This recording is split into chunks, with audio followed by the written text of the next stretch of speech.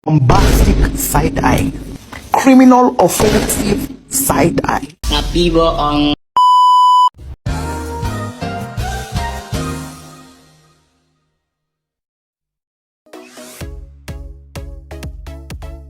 Bab 2. Arti, prinsip, dan manfaat wirausaha.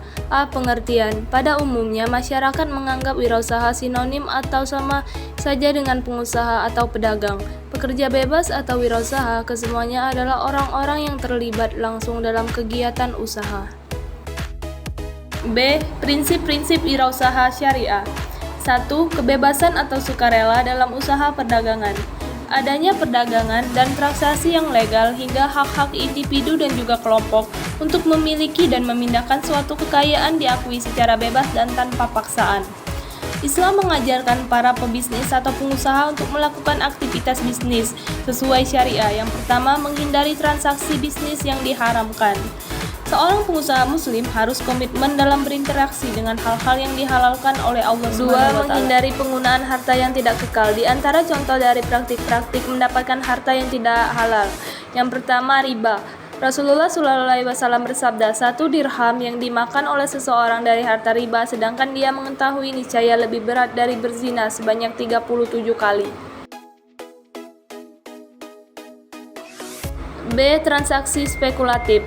Jual beli dapat dikategorikan spekulasi apabila dilakukan dengan tidak transparan, penipuan, dan tidak amanah dalam penerimaan barang sehingga berdampak pada kerugian.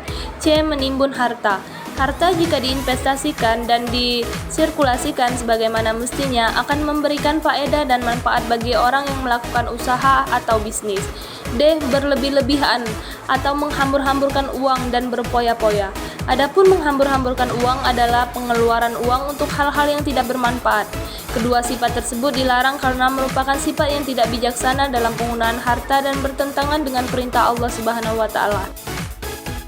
Keadilan atau bermoral, jujur dan adil. Keadilan merupakan inti semua ajaran yang ada di dalam Al-Quran.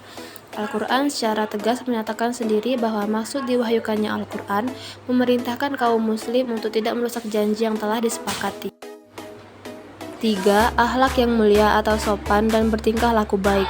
Akhlak merupakan suatu sikap yang melekat dalam jiwa seseorang yang melahirkan perbuatan-perbuatan berdasarkan kemampuan dan pilihan baik dan buruk, terpuji dan tercela.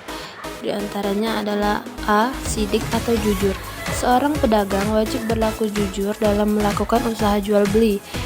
B. Amanah atau tanggung jawab. Setiap pedagang harus bertanggung jawab atas usaha dan pekerjaan yang dipilihnya tersebut. C. Tidak menipu. Rasulullah selalu memperingatkan kepada para pedagang untuk tidak mengobrol janji atau berpromosi secara berlebihan yang cenderung mengada-ngada, semata-mata agar barang dagangannya habis terjual. D. Menepati janji. Janji yang harus ditepati oleh seseorang pedagang kepada para pembeli. E. Murah hati atau lapang dada. Termasuk dari makna murah hati adalah memudahkan dalam urusan jual beli. F. Sabar.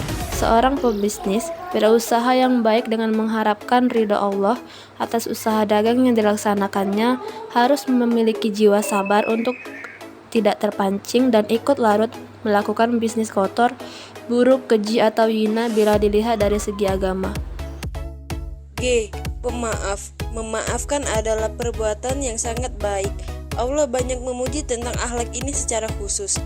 H. Dermawan. Dermawan adalah sikap pemurah, suka memberi, tidak kikir, memberikan sedekah untuk sesuatu kebaikan yang sebelum diminta. I. Adil. Keadilan harus ditegakkan dalam melakukan semua kesepakatan yang telah disetujui. 4.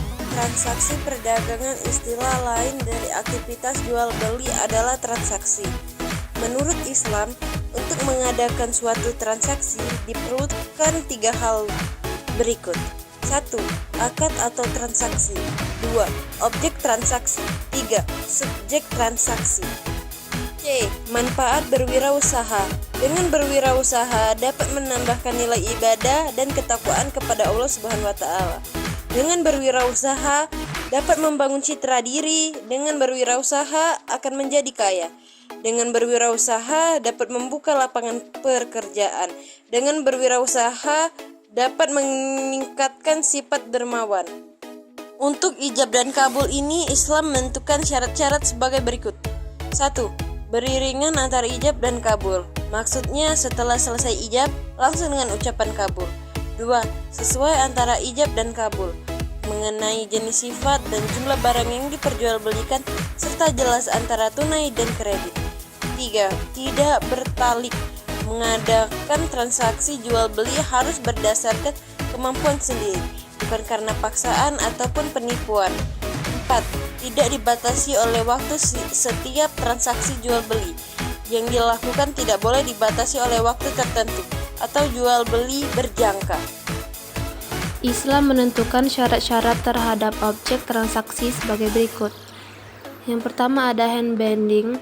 Yang diperjualbelikan haruslah barang yang ada dan dihalalkan. 2. Barang tersebut adalah milik penjual. Jika barang itu milik orang lain, harus dengan persetujuan atau seizin pemiliknya. 3. Barang yang ada manfaatnya atau yang dapat digunakan oleh pembeli untuk kepentingannya atau orang lain. Tidak sah menjual barang yang tidak ada manfaatnya. 4. Setiap barang yang diperjualbelikan harus dapat diserahkan.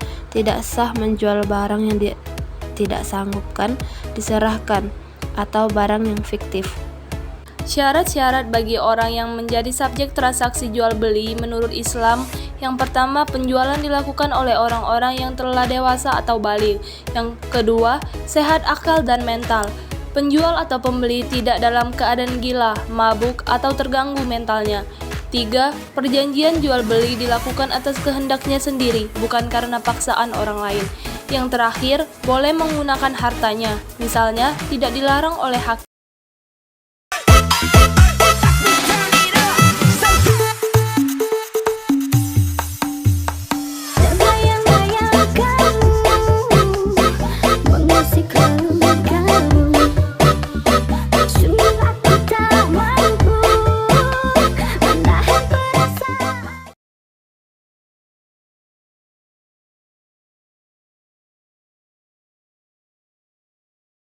Oke teman-teman, terima kasih sudah menonton videonya.